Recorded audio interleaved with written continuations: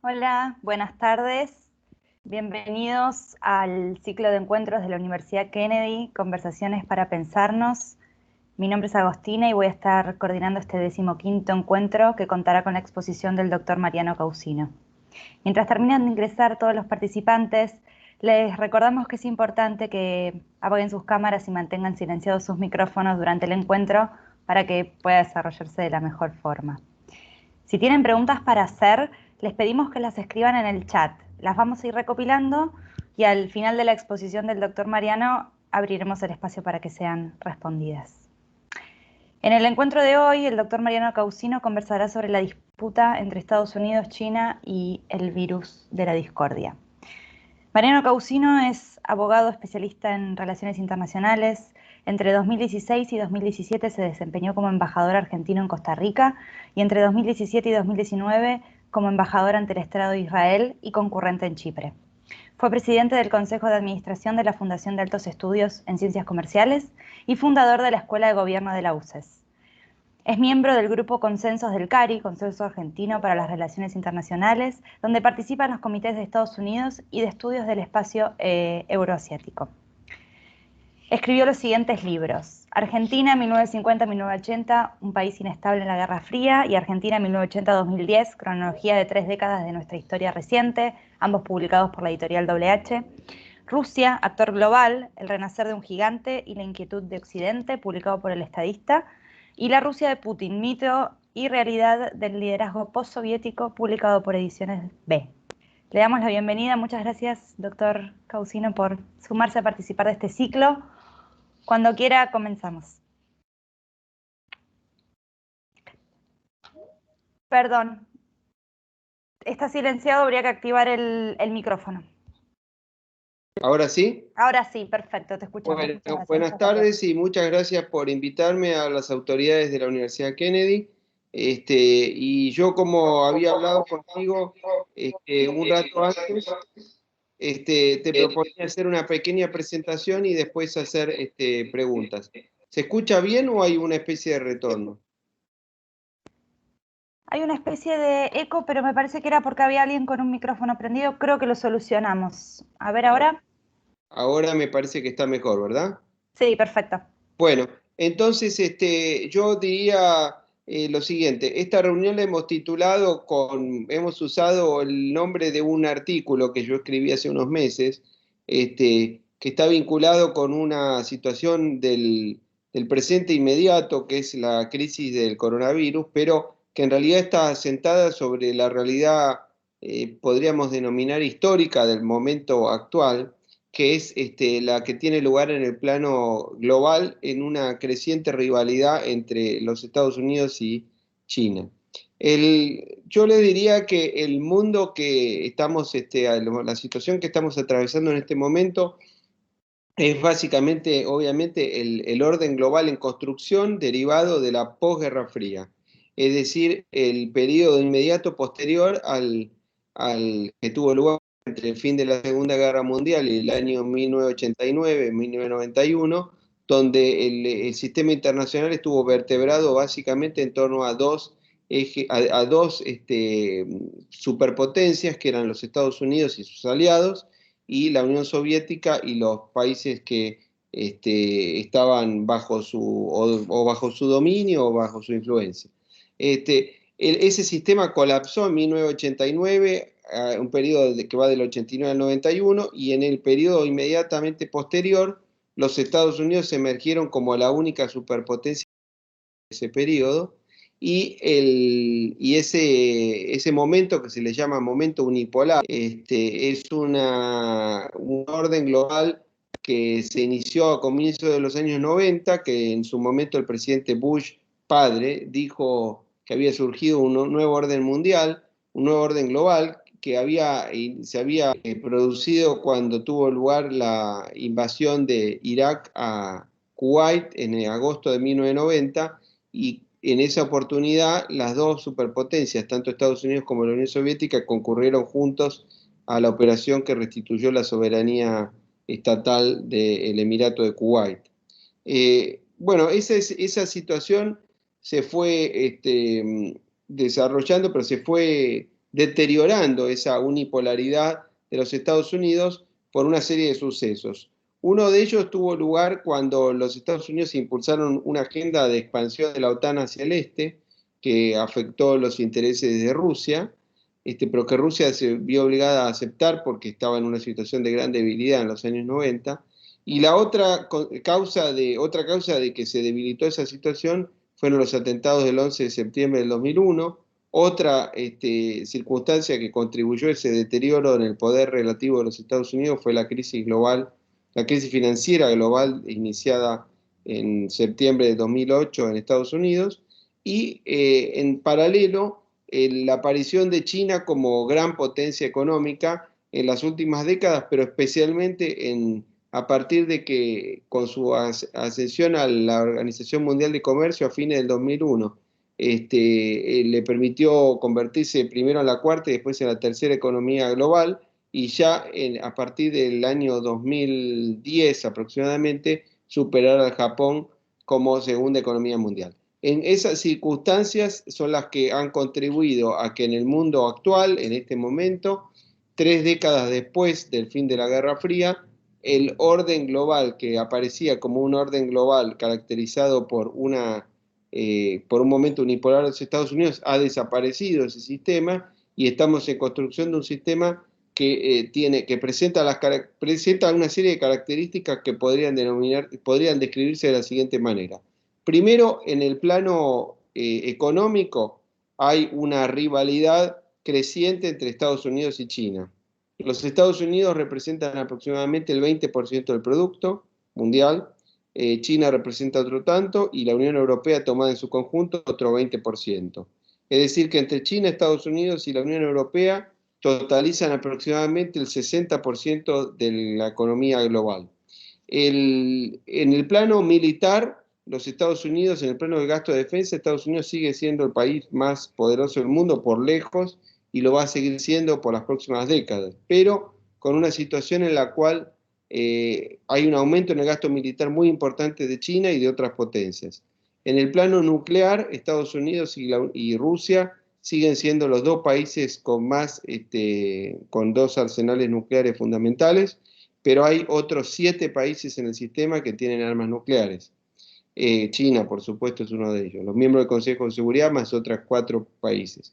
Pero en el plano de poder general, si se tiene en cuenta el poder en su dimensión económica, en su dimensión militar y en el plano cultural, el mundo marcha hacia un sistema que por un lado tiene esa característica de creciente bipolaridad y por otro lado tiene las características propias de un sistema multipolar, en el cual los Estados Unidos probablemente sigan siendo la potencia número 1 en el mundo, tomando las variables de poder que estábamos hablando, pero que en un plano en el cual deben compartir ese liderazgo con otras potencias, de modo tal que Estados Unidos podría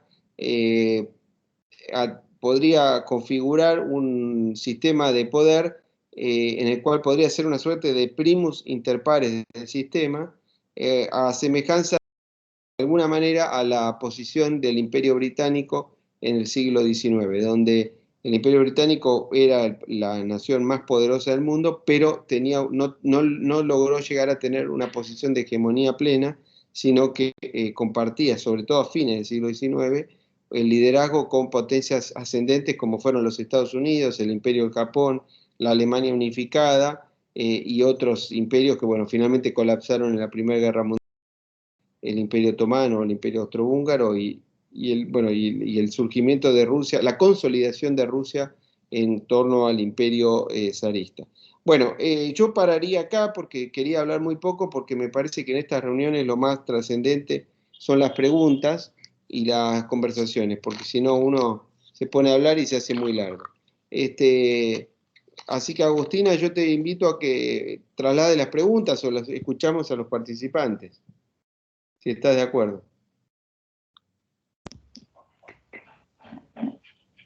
Ahí está, perdón, no podía prender mi micrófono. Perfecto. Bueno, a los participantes no hemos recibido todavía ninguna pregunta, pero está abierto el micrófono para que puedan silenciarse y, y conversar con el doctor Mariano Causino respecto de lo que acaba de plantear. No sé si hay alguien, si quieren pueden, tenemos ¿Puedo la hacer una opción. pregunta? ¿Puedo hacer una Sí, pregunta? Soy sí, Cristian claro, Fox, quería Christian hacer una Fox. pregunta para Mariano Causina. Mariano, Argentina, el nuevo gobierno, no sabemos cuál es la política exterior que tiene definida. Por temas que ahora vinculados a la sanidad, al parecer nos estamos acercando a Rusia. Eh, los que comercializan las vacunas rusas, que no están homologadas en otros lados, son gente vinculada al gobierno de Venezuela o fueron funcionarios del gobierno de Venezuela. ¿Vos tenés una idea de hacia dónde va nuestra política exterior y si en todo caso estas últimas reuniones confirman que nuevamente volvemos al eje Venezuela, Irán, Rusia? Bueno, la política exterior, primero muchas gracias acá al doctor Fox, que me ha invitado, ha hecho las gestiones para hacer esta reunión y le mando un gran abrazo, es un querido amigo. La pregunta que me haces, a ver, Alberto Fernández se asumió la presidencia hace un año aproximadamente, va a ser un año, y hace ya 4 o 5 meses antes se sabía que iba a ser presidente, de modo que ya lleva un año y medio aproximadamente como presidente o casi presidente electo. Él no ha tenido grandes definiciones de política exterior. La política exterior a él no le interesa, evidentemente, porque es una persona que durante su vida política anterior a ser presidente nunca le prestó demasiada atención al tema. A su vez nombró un canciller que tampoco es una persona conocedora de la política internacional, y su política exterior es difícil de ir, pero se puede definir de alguna manera, aunque está en pleno despliegue. Por un lado, ellos han dicho que querían tener una relación madura con los Estados Unidos. Vamos a empezar a analizar la política con respecto a las grandes potencias.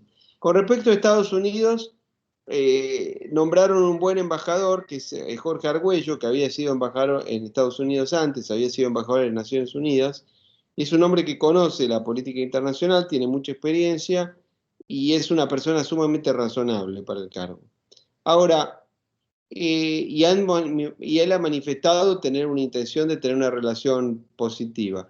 Ahora, en el plano de los hechos, cada vez que hubo una oportunidad, la Argentina votó en contra de lo que Estados Unidos planteaba. Por ejemplo, en la OEA, el gobierno argentino se opuso a la reelección del secretario general Almagro en marzo de este año. Y lo hizo de una manera bastante sonora y demás, y apoyó a una candidata que era, que fue canciller de Rafael Correa en Ecuador, una señora Espinosa de nombre. Y eso fue una mala política a mi juicio, y eso provocó una enemistad, pero no solo con Estados Unidos, sino que provocó una mala situación con el Brasil y con los demás países del Mercosur. Bueno, después, con respecto, cuando se votó el presidente del BID, se hizo lo mismo. El gobierno argentino promocionó una candidatura alternativa que después no la presentó y finalmente intentó evitar que el candidato norteamericano fuera elegido. No lo logró, pero quedó mal con la administración norteamericana. Con respecto a Venezuela, que es el gran tema que domina los debates en esta región, porque es el país que tiene una situación más complicada, el gobierno argentino, si bien no se fue del Grupo de Lima, bajó mucho el nivel de participación en el mismo, porque el canciller ya no fue. En un momento dado, en una reunión que creo que se hizo en Canadá antes de la pandemia, creo que fue en febrero, fue enviado el vicecanciller, pero hay un video bastante poco feliz, digamos, en el cual el vicecanciller se lo ve retirándose de la reunión para no quedar pegado, de modo tal que ahí se quedaron en el grupo, pero con una participación muy menor y casi diría que en contra de lo que plantea ese grupo, que es un... A su vez, el grupo de Lima tampoco tuvo el éxito que se esperaba, ¿no? Hay que reconocerlo. Y la posición del gobierno que no llegó nunca a asumir, que es el gobierno designado por la Asamblea Nacional Venezolana en la autoridad de Guaidó, tampoco llegó a funcionar. Pero digamos que con Venezuela, la Argentina tuvo un cambio de política drástica desde el fin del gobierno de Macri hasta el gobierno de Alberto Fernández, y es una situación en la cual hemos quedado del lado lamentablemente, del lado de Cuba, de Nicaragua y de Venezuela. Con respecto a la Unión Europea, el intento de acuerdo Mercosur-Unión Europea, el gobierno argentino no diría que lo desactivó, pero lo ha desalentado. A su vez es un acuerdo muy difícil porque en la Unión Europea hay mucha resistencia, básicamente de Francia y de algunos países de Europa Oriental, de Polonia, de Eslovenia y otros países, porque no les conviene a ellos desde el punto de vista de la producción agropecuaria. Con respecto a China, ellos han dicho que tienen intención de firmar la adhesión de la Argentina a la Ruta de la Seda, que es la iniciativa más importante que tiene el gobierno chino en materia de expansión de sus intereses geopolíticos, diría, y esa adhesión a la ruta, a la llamada Ruta de la Seda, el OBOR, One Belt, One Road Initiative, que lanzó Xi Jinping en el 2013, creo, 14, yo creo que es inconveniente firmar eso. Eso arruina, eso complica las relaciones con Estados Unidos y no aporta nada. Por otro lado, no es necesario porque la Argentina ya tiene una asociación, integral, estratégica integral con la República Popular China. Y después, finalmente, diría, para no hacer tan larga esta respuesta, que lo más complicado que tiene la política exterior argentina es que ha deteriorado nuestras relaciones con los vecinos. La Argentina hace un año que no tiene relaciones con el Brasil. No es que no tiene relaciones con Brasil, pero no tiene relaciones al más alto nivel. Las oportunidades en que se iba a producir un encuentro entre el presidente argentino y el presidente del Brasil fueron abortadas todas por iniciativa del gobierno argentino, que no quiere tener reuniones, evidentemente, con el presidente Bolsonaro. Con el Uruguay, felizmente, la semana pasada, Alberto Fernández se hizo un rato y cruzó al Uruguay y tuvo una reunión con el presidente Luis Lacalle Pou, pero hacía 10 meses que estaba demorada esa reunión. Con los demás países del Mercosur, la relación se ha deteriorado con respecto a la que había hasta diciembre del 2019. Bueno, es un problema serio porque lo que necesita la Argentina precisamente es tener el mayor nivel de coordinación posible con sus vecinos.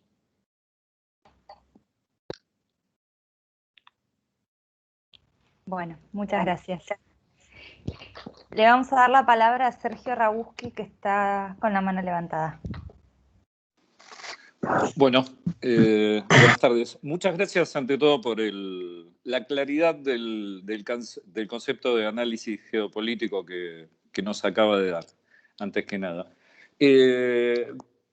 Simplemente para terminar ese análisis, ¿cómo ve? Porque además entiendo por lo que leí que es medianamente experto en el tema de Rusia o demás, o hay experiencia.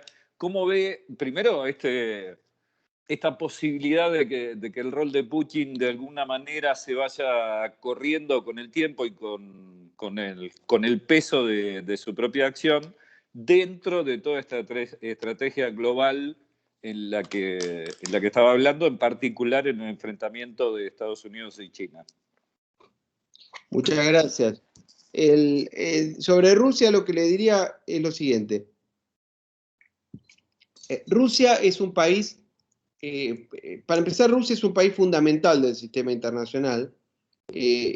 Probablemente hoy sea el tercer país más importante del mundo, si se mide en términos de poder.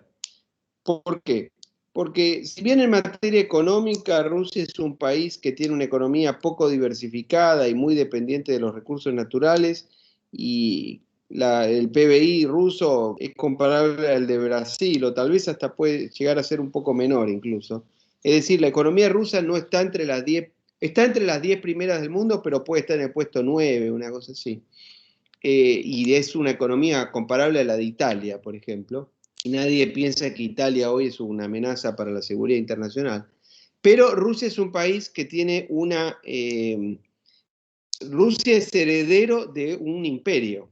Entonces, lo que sucede es que Rusia, en 1991, a fines de los 80 y principios de los 90, Rusia es un país que experimentó un cambio de estatus internacional. Y cuando una nación experimenta un cambio de su estatus internacional, el liderazgo de ese país y la población, pero sobre todo el liderazgo en un país que es una autocracia, indudablemente, sufre una situación que se vive por lo general de manera traumática. Y el liderazgo de Vladimir Putin tiene las características de haber logrado, si bien no revertir esa tendencia histórica plenamente, sí de atenuar sus consecuencias y de impedir la continuidad de esa política que se expresó básicamente en los años 90 y principios de los 2000 con la expansión de la OTAN hacia el este. Lo que hay que tener presente con respecto a esta situación es lo siguiente.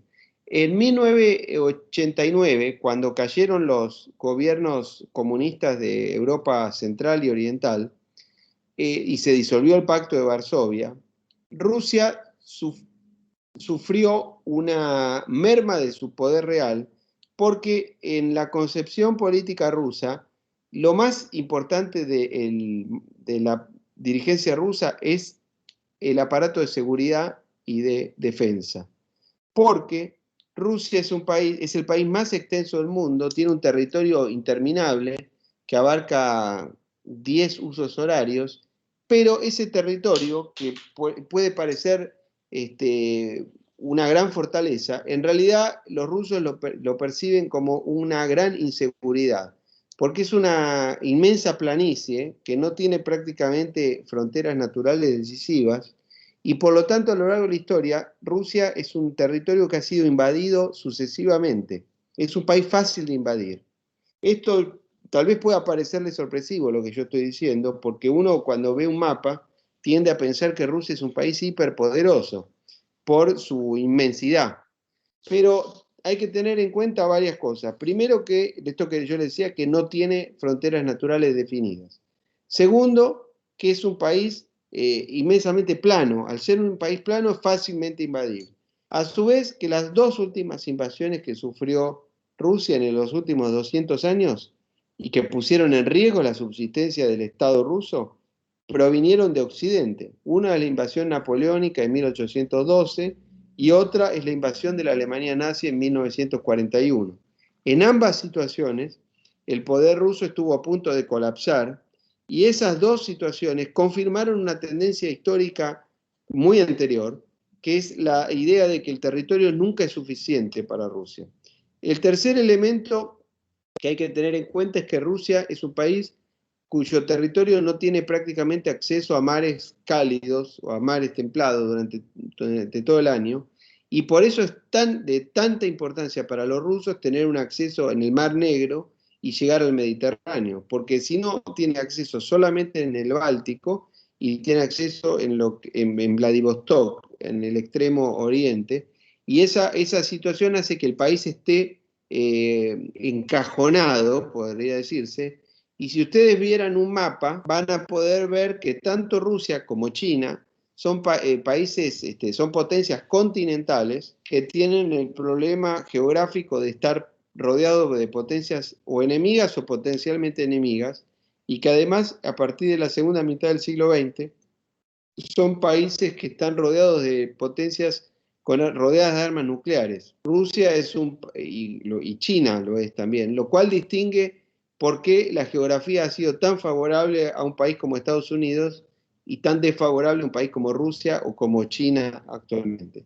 Ustedes piensen que Estados Unidos es un país prácticamente continental que está protegido por dos inmensos océanos que lo aíslan de los problemas de la política europea y eventualmente asiática, y tiene dos vecinos muy poco relevantes desde el punto de vista de una amenaza militar, como son Canadá en el norte y México en el sur.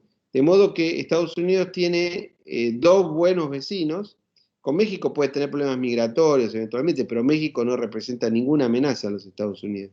y Canadá tampoco. Entonces, es un país enormemente beneficiado por la geografía. No así Rusia, que se ve a sí mismo como con una gran debilidad y peligro.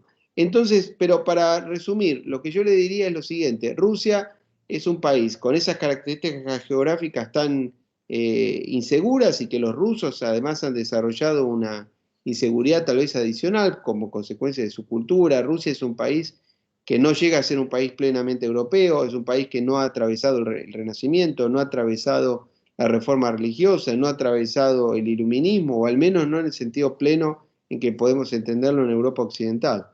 Por eso es que, por ejemplo, los reclamos democráticos rusos, que en Occidente se ven como que cómo es posible que no haya un reclamo democrático mayor, no se producen, o si se producen, no se producen con la intensidad que uno imaginaría, precisamente porque ese pueblo tiene una cultura diferente a la cultura occidental que nosotros podemos tener, y no llegan a ser un país plenamente occidental. Tampoco es un país plenamente asiático, pero tiene una característica eslava muy importante, y se ve a sí mismo como casi como una civilización. En ese marco de ideas es lo que lleva a pensar por qué Putin es una figura, o lo fue durante muchos años, una figura tan popular en Rusia y tan impopular fuera de Rusia, tan impopular en Occidente.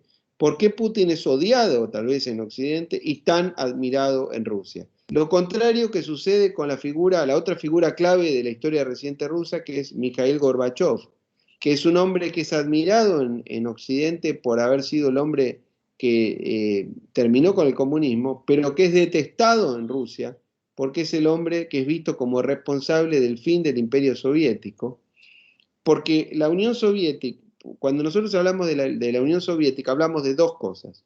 Por un lado, el sistema comunista al que nadie quiere volver, pero por otro lado, la Unión Soviética es la forma política última del Imperio ruso, que ha adquirido distintas calificaciones a lo largo de la historia, y que lograron los rusos, después de cientos de años, a ver el mejor momento de Rusia en cuanto a su seguridad fue cuando en 1975, en la conferencia de Helsinki, las potencias occidentales le reconocieron las fronteras de posguerra, y se le reconoció su zona de influencia, primero en las repúblicas que integraban la Unión Soviética y después en los países del Pacto de Varsovia.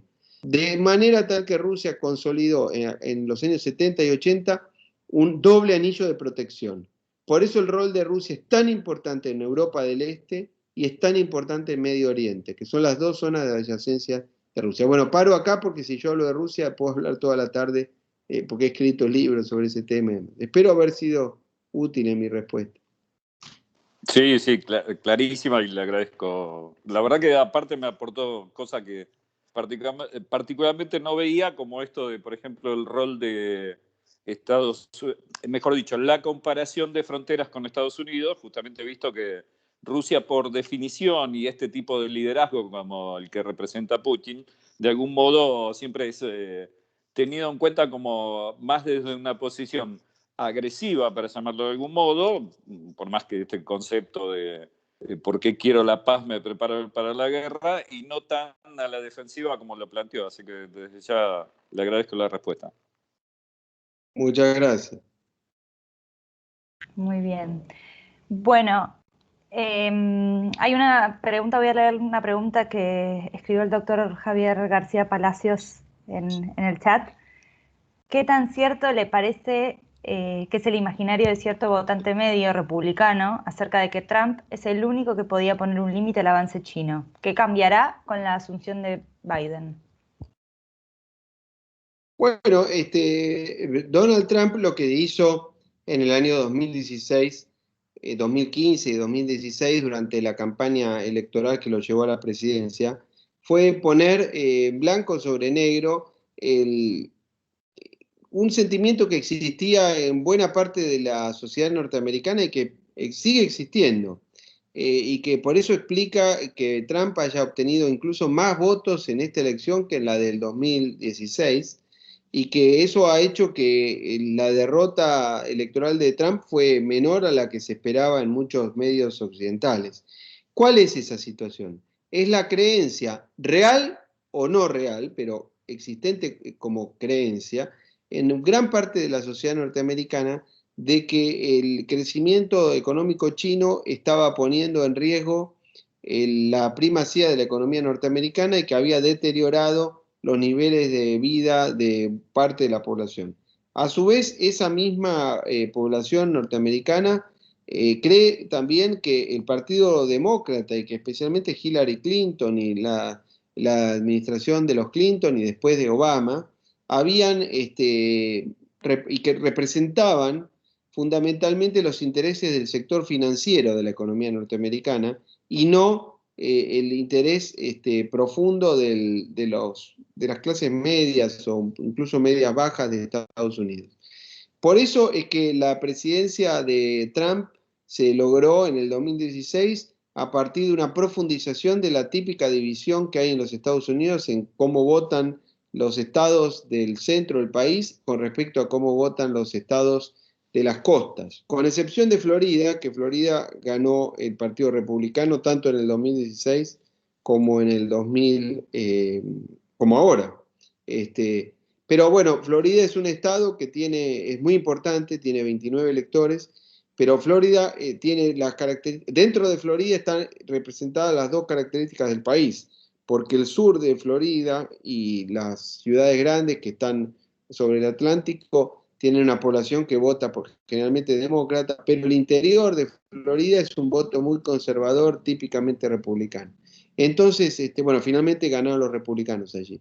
Yo no sé cómo va a ser la relación de Biden con China. Biden en la campaña se vio obligado a ser muy duro en el discurso con China porque el sentimiento, no sé si diría anti-chino, pero sí de inquietud con respecto al avance chino es algo que existe en todo Occidente, no existe solamente en Estados Unidos, ni solamente en el Partido Republicano o los simpatizantes del Partido Republicano.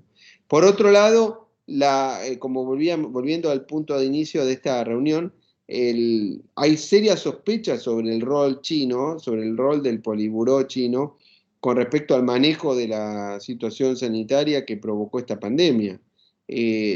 Yo no tengo ninguna prueba, como ustedes podrán imaginar, sobre la responsabilidad china al respecto, pero todos sabemos que hay muchas sospechas sobre qué hizo China en ese momento, o si China, hay acusaciones incluso que dicen que es responsable directo, pero como mínimo hay una cierta inquietud sobre por qué China o no comunicó los hechos, o lo demoró en hacerlo, o no brindó toda la información necesaria a las autoridades de la OMS.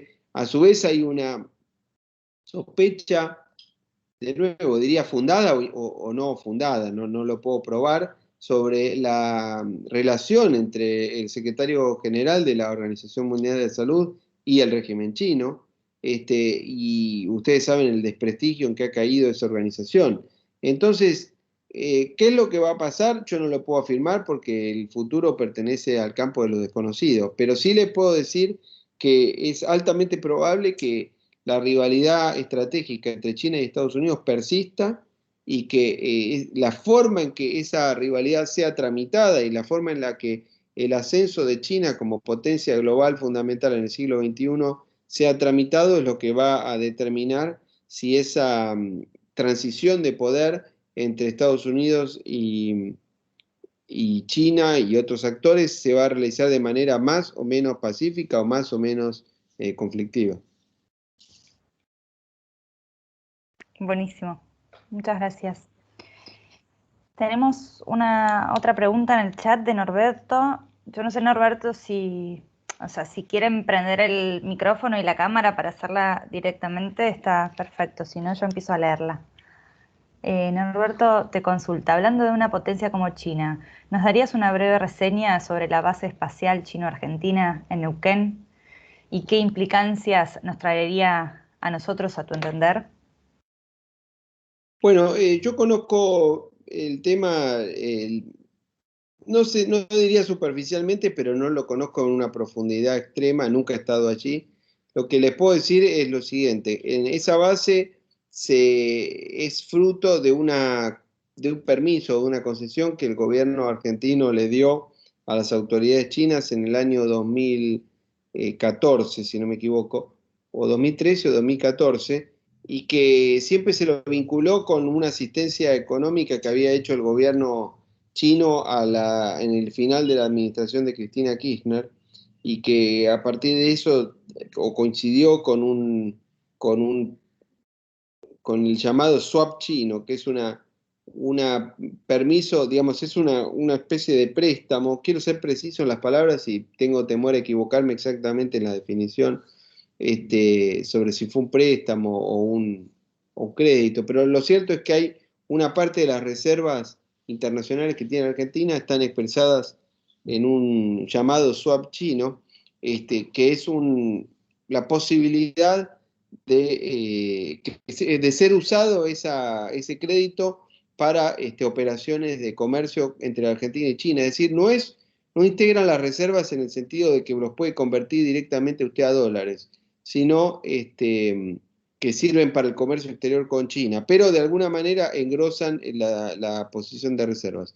Bueno, lo cierto es que se otorgó esa base que tiene, en donde hay un observatorio del espacio lejano, aparentemente por características geográficas y por la forma en que está situado, esos observatorios, porque del lado chileno hay otros más, no chinos, pero hay de otros países, tienen la capacidad de hacer una observación del espacio lejano con características aparentemente valiosas. Yo no soy simplemente abogado, no puedo estar comentando sobre cómo se ven los planetas allí, pero aparentemente tienen un valor científico importante.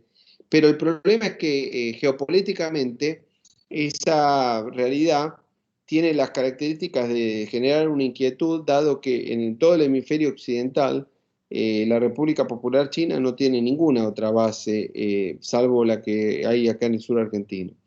Esa situación, por supuesto, que genera algún grado de inquietud o de preocupación o de incomodidad para otras potencias, fundamentalmente para Estados Unidos, que es la potencia hegemónica en el hemisferio americano. Ahora, el gobierno que sucedió al de Cristina Kirchner, el gobierno del presidente Macri, expresó algunas inquietudes al respecto. Se logró, entiendo, que la Argentina tenga una posibilidad de utilizar esa base durante algunas horas y demás, pero no logró desactivarla, esa base. Una vez que se firmó y se la otorgó, sacarla es muy difícil. No se olviden que la República es el principal socio comercial de la Argentina, es decir, nuestro principal comprador de productos argentinos, de modo tal que la relación con China es una relación fundamental y en la cual la Argentina no puede un día para el otro decirle cierro la base. Una vez que esas situaciones se producen, adquieren el carácter de lo inevitable, en cierta forma, en gran medida. Entonces, si usted me pregunta a mí qué opino yo sobre la presencia de esa base, bueno, tal vez creo que no fue lo más conveniente haberla otorgado en ese momento, pero existe. Hoy volver atrás es prácticamente imposible.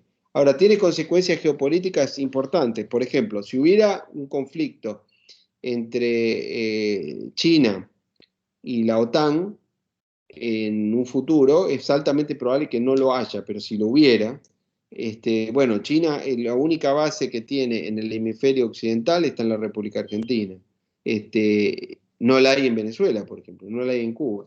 Es una base que ellos sostienen que es una base científica, pero depende, por supuesto, de las autoridades del Estado chino, y hay quienes dicen que podría convertirse en una instalación militar, no lo sé, pero hay inquietudes al respecto. Depende absolutamente de la autoridad china, que es un gobierno con las características que tiene el gobierno chino, y que nada hace suponer que eso vaya a cambiar en el futuro próximo. De modo que es un tema delicado, complicado, tal vez que no fue lo más deseable, pero que existe, y que los gobiernos argentinos del presente y del futuro van a tener que convivir con esa realidad.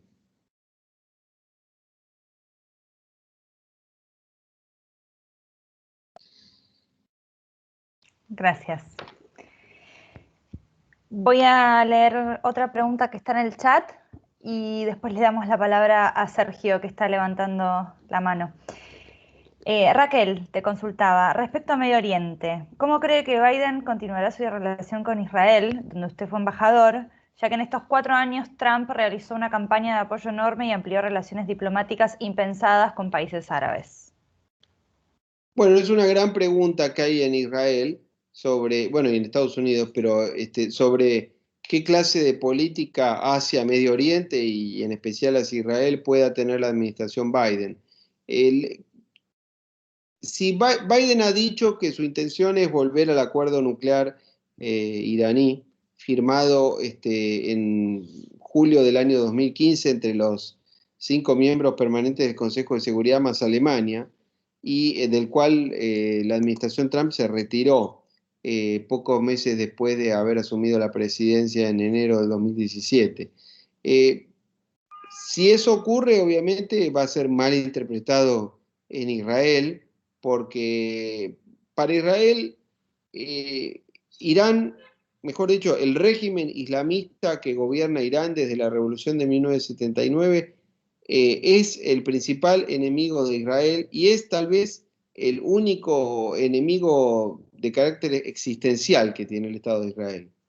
Porque es altamente probable suponer que Israel está en condiciones de ganar cualquier guerra con mayor o menor costo contra eventuales enemigos como las ha tenido, ¿no? Como Israel logró victorias resonantes, por ejemplo, en la Guerra de los 6 días en 1967, donde en menos de una semana logró derrotar a las fuerzas combinadas de Egipto, de Siria y de Jordania. Después tuvo una guerra un poco más difícil en 1973, en la guerra de Yom Kippur, pero la ganó también. Y ganó prácticamente todas las guerras que tuvo. Después tuvo una situación, la Segunda Guerra del Líbano fue complicada, pero básicamente Israel tiene una seguridad por tener el ejército más importante, tener fuerzas armadas muy desarrolladas y por tener armas nucleares. Ahora, si Israel perdiera el monopolio nuclear en Medio Oriente e Irán lograra completar su programa nuclear y obtener un arma nuclear, la situación en Medio Oriente cambiaría drásticamente, porque la posesión de un arma nuclear por parte de un régimen como el régimen iraní tendría consecuencias como mínimo complicadas. Hay quienes dicen que si ellos lograran tener un arma nuclear, tal vez podrían adoptar una posición más conservadora en cuanto a la política exterior, lo cual puede ser atendible ese argumento, pero también al mismo tiempo no puede dejar de ser inquietante que un régimen que promueve una política absolutamente antioccidental y que promueve el terrorismo, por ejemplo, no hay que pensar como algo tan lejano. Nosotros hemos sido víctimas de ese terrorismo en 2 oportunidades, en el 92 y en el 94, a través de Hezbollah, quienes prácticamente todo el mundo coincide en que fueron los autores de los 2 atentados que hubo en Argentina, y detrás de Hezbollah está Irán. Entonces, bueno, pensar en esa situación es altamente inquietante para Israel. Biden, probablemente yo tiendo a pensar que no necesariamente va a repetir los errores de la administración Obama.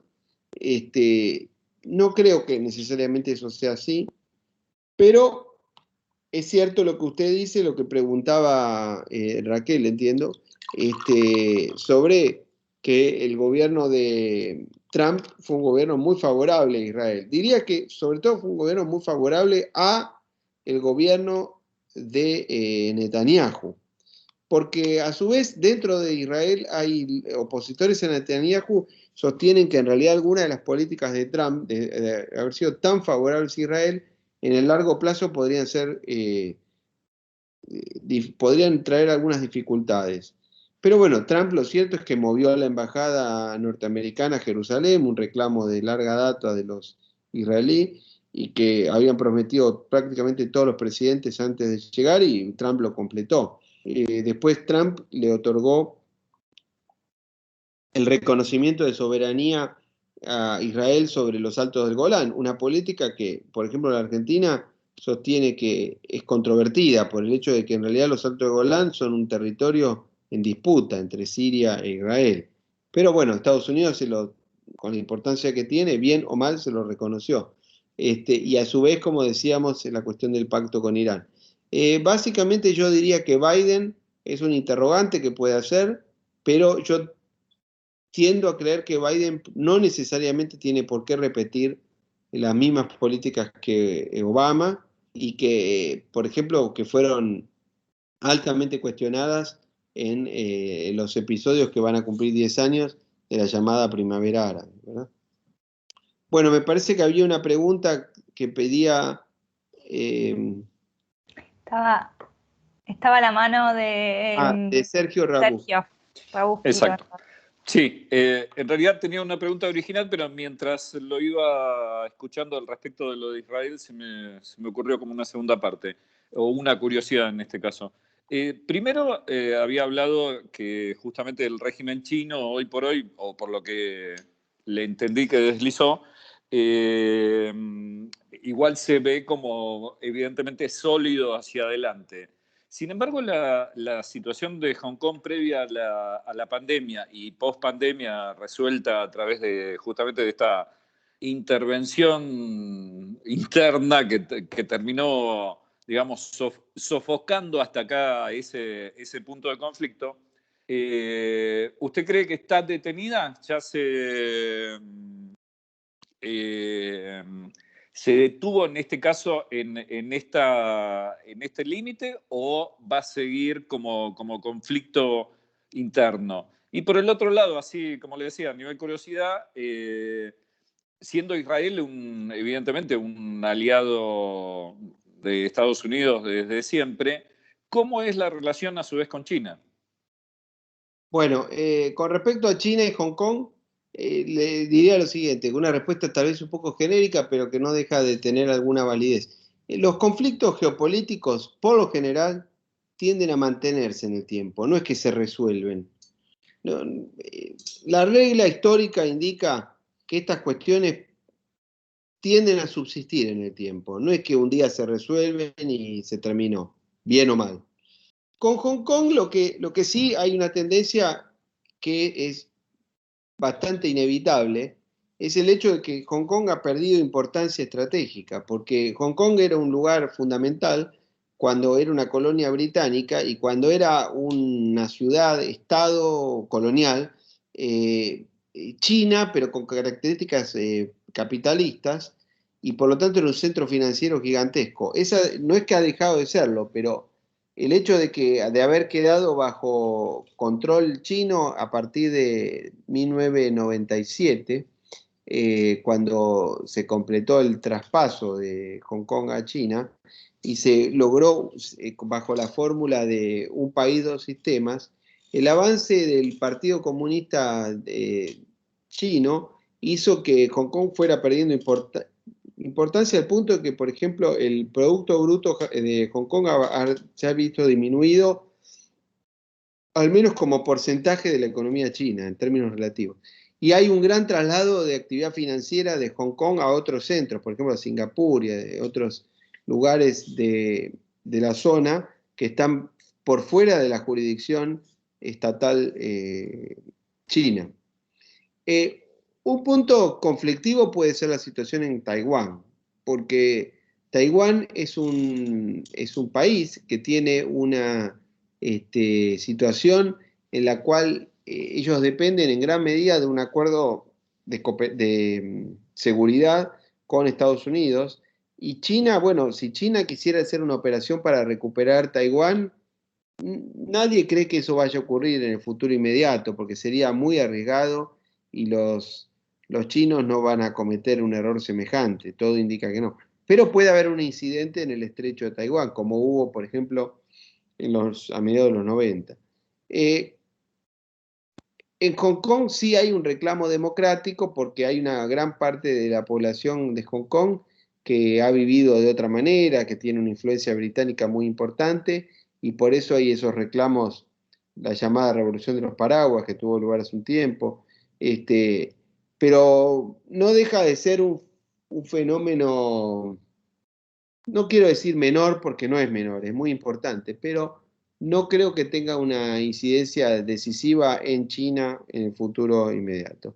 Sí en Hong Kong, por supuesto, para la gente que vive en Hong Kong las cosas han empeorado mucho, de eso no hay ninguna duda. Con respecto a Israel y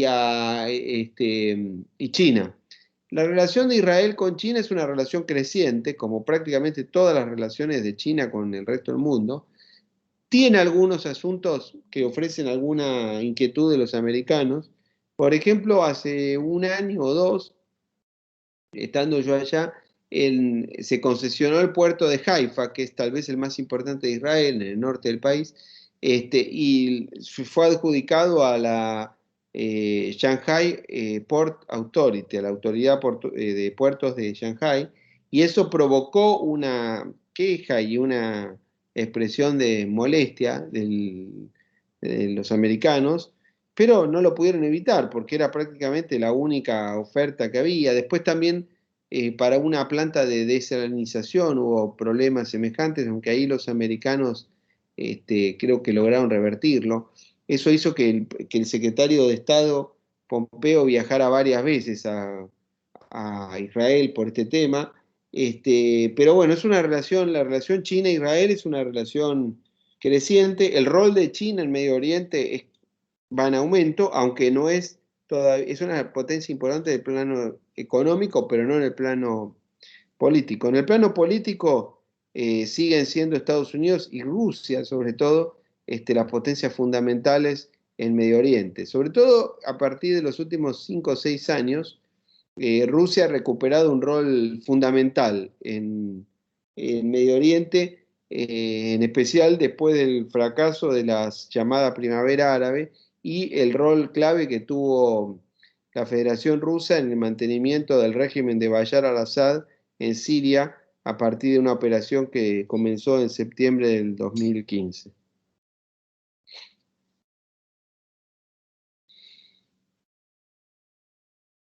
Sí, Agostina, yo no sé si queda alguna inquietud. Le damos la palabra a Carlos, que levantó la mano hace un rato, y ya vamos cerrando, que estamos sobre las 6 ya. Bueno, antes que nada, buenas tardes, doctor. Buenas tardes para todos. Y nada, la mía es una pregunta cortita, es acerca de algo que expresó cuando comenzó la charla, que es acerca de que hoy en día la mayor potencia mundial es Estados Unidos, pero también dijo que al menos por la próxima década lo va a seguir siendo. ¿Usted ve que pasado ese tiempo alguna otra potencia pueda desbancar a Estados Unidos como la número 1 del podio, digamos? Las proyecciones indican que en materia económica China va a sobrepasar la economía norteamericana, tomada en su conjunto, ¿no? Como PBI. Si, a nivel de Producto Bruto Per cápita, obviamente no. A nivel de PBI global, hay incluso algunas estimaciones que dicen que ya la habría superado, de acuerdo al poder de compra, depende cómo se mida el PBI. Pero supongamos que sean equivalentes. Por supuesto, la diferencia es que usted me puede decir que Estados Unidos es un país de 320 millones de habitantes, una cosa así, y China tiene 1.4 billones. Pero en materia económica es probable que China se convierta en el país número 1 del mundo. En materia militar, no. En materia militar todavía el gasto de defensa norteamericano es muy superior al chino. Y todo indica que va a seguir siéndolo por varias décadas más. Después está el plano del soft power, el plano del llamado poder de atracción cultural, donde China tiene dificultades muy serias con respecto a las potencias occidentales, porque básicamente por un hecho muy simple, cualquiera de los presentes o que usted conozca, fíjese cuánta gente quiere ir a vivir a Estados Unidos o a un país de Europa occidental y cuántos quieren ir a vivir a China. Bueno, esa es la explicación inmediata de por qué uno cree en una cosa y en otra. A su vez, el problema es que el modelo autocrático chino, que nada indica que vaya a cambiar en el futuro, tiene la solidez de que el partido es muy poderoso y que tiene un sistema meritocrático en cuanto a en gran medida, para los cuadros políticos, pero tiene también el problema de los sistemas autocráticos en los cuales hay una disminución, una menor en las instituciones. Entonces, creer que el renminbi, es decir, que el yuan, la moneda china, pueda convertirse en una moneda global y que pueda ser tenida como el dólar o el euro es altamente improbable, porque el capitalismo es ante todo un sistema de ideas, es un sistema jurídico, no solamente es un sistema económico. Todos nosotros, detrás de un billete de $100 o de un billete de 100 euros, suponemos que vamos a ir a un banco y que nos lo van a cambiar, o que vamos a poder comprar una cosa y que va a mantener su valor. Y eso es fundamentalmente un hecho de una creencia en un sistema de ideas basado en leyes y no en personas y no en un partido. Es menos creíble en el caso de un sistema como el sistema chino. Entonces, el sistema chino, por más que tiene enormes avances, no deja de tener debilidades estructurales que todo indica que van a persistir. Pero lo que sí uno podría suponer es que en el plano global, por eso yo decía que en el plano global, en las próximas décadas, probablemente la mayor parte de los analistas políticos internacionales sostienen que el mundo va a tener las características propias de los sistemas multipolares, donde hay un polo de poder en Estados Unidos, un polo de poder en China, un polo de poder un poco menor en Rusia, otro en la Unión Europea y otro en otros países fundamentales del sistema, como son, por ejemplo, Japón o la India o Alemania dentro de Europa, que son países que tienen una envergadura muy importante, aunque no llegan a tener un rol de potencia global decisivo, o Brasil en nuestra zona, en Sudamérica, no en el mundo. A su vez, China tiene otro problema serio que con esto terminaría, que es China es un país, como decíamos antes, con debilidades geográficas muy importantes. Es un país que está rodeado de potencias con armas nucleares, con las cuales tiene relaciones muy complicadas, por ejemplo, con India. Con Rusia tiene una relación muy mala estructuralmente, que en las últimas décadas mejoró, pero mejoró como consecuencia de un hecho que no controla, que es la mala relación que Rusia ha desplegado, que ha acrecentado con Occidente.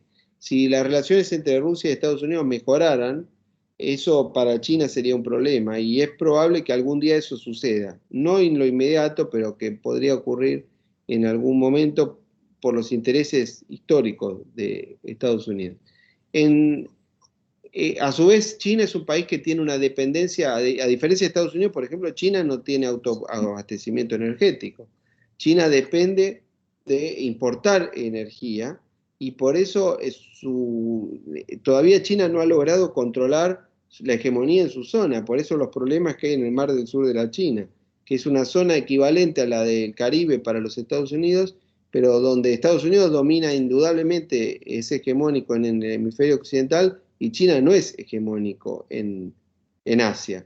China está rodeada de potencias importantes que no quieren una China tan fortalecida, que probablemente la tengan que terminar soportando esa situación, pero van a intentar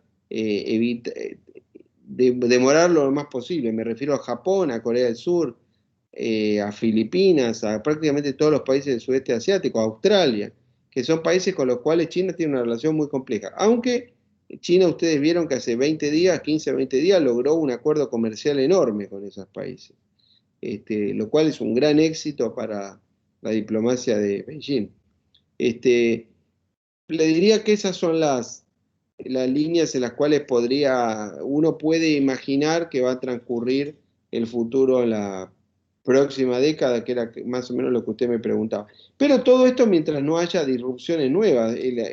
¿Quién hubiera pensado hace un año atrás que el mundo iba a atravesar el año que atravesó en el año 2020? Y bueno, esperemos que no se repita, pero hay quienes dicen que puede haber una situación derivada de un ciberataque, de ataques terroristas de otras características, o además que también podrían complicar mucho el sistema global.